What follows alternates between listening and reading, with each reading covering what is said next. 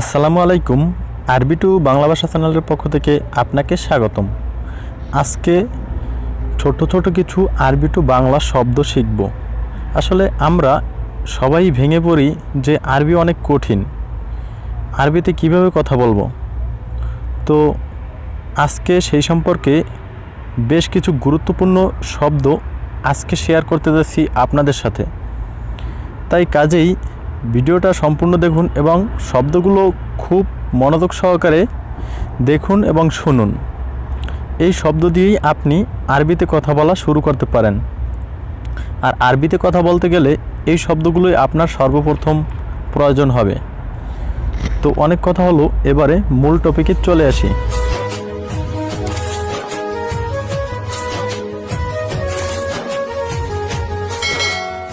তো এখানে সর্বপ্রথমেই দেওয়া আছে কি আনা, অর্থ কি আমি। আনা হচ্ছে আরবি শব্দ, এর বাংলা হচ্ছে কি আমি। এরপরে আন্তা অর্থ আপনি অবলিক তুমি। আন্তা এর বাংলা হচ্ছে আপনি অথবা তুমি। আজকে শুধু শব্দগুলো শিখবেন, এরপরে হয়তোবা অন্য কোনো ভিডিওতে এইসব শব্দ দিয়েই বাক্য তৈরি করে তারপরে সুন্দর মতো বুঝিয়ে দেব। তো কাজেই সর্বপ্রথম একদম নতুন হলে শব্দগুলো মুখস্থ করার চেষ্টা করুন। তো এরপরে নাহনু অর্থ কি আমরা। নাহনু এর বাংলা হচ্ছে আমরা। সাদিক অর্থ বন্ধু। সাদিকের বাংলা হচ্ছে বন্ধু।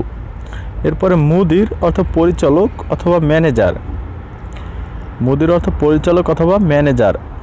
এরপরে এবি অবলিক আবগা অর্থ কি চাওয়া বা লাগবে অথবা দরকার। এবি অবলিক আবগা এর বাংলা হচ্ছে কি চাওয়া অথবা লাগবে অথবা দরকার। তো এরপরে আছে কি সহি অর্থ কি সঠিক। সহি এর বাংলা শব্দ হচ্ছে কি সঠিক। আমরা অনেক সময় বলে থাকি যে কাজটি সহি হয়েছে, তো সেই সহি শব্দটাই আরবিক শব্দ। তো এরপর আছে গলত অর্থ কি ভুল। গলতের বাংলা হচ্ছে কি ভুল।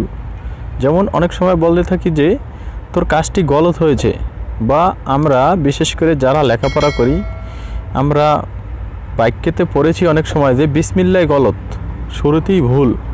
তো বিসমিল্লাহ গলত শব্দটি কিন্তু একদম আরবি শব্দ, তো এর বাংলা হচ্ছে কি ভুল। এরপরে কাবির অর্থ কি বড়। কাবির এর বাংলা শব্দ হচ্ছে কি বড়। খুবই গুরুত্বপূর্ণ, অবশ্যই মনে রাখার চেষ্টা করবেন, অনেক ক্ষেত্রে এই শব্দগুলো ব্যবহৃত হবে। এরপরে সাগির অর্থ ছোট। সাগিরের বাংলা শব্দ হচ্ছে ছোট। কাবির বড়, সাগির ছোট। এরপরে হিনি অর্থ এখানে। হিনি এর বাংলা শব্দ হচ্ছে কি এখানে।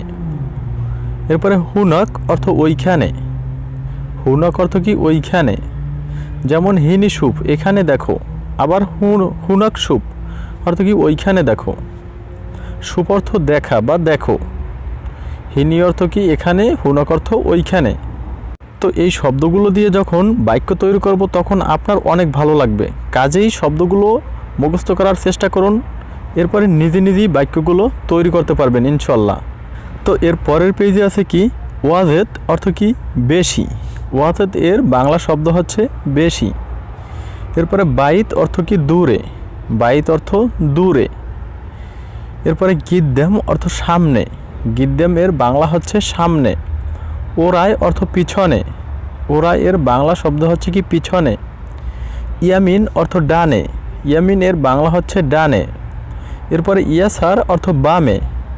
ইয়াসার অর্থ কি বামে। তো এখানে ওয়াজেদ অর্থ কি বেশি, আবার কম। কম এর আরবি কি তানজিল। যেমন হাদা তানজিল খাল্লি বা হাদা খাল্লি তানজিল, এটা কম রাখেন, এটা কমিয়ে রাখেন। আমরা অনেক সময় কিছু ক্রয় করতে গেলে সেক্ষেত্রে কমিয়ে রাখতে বললে কি বলবো, হাদা খাল্লি তানজিল, এটা একটু কম রাখেন।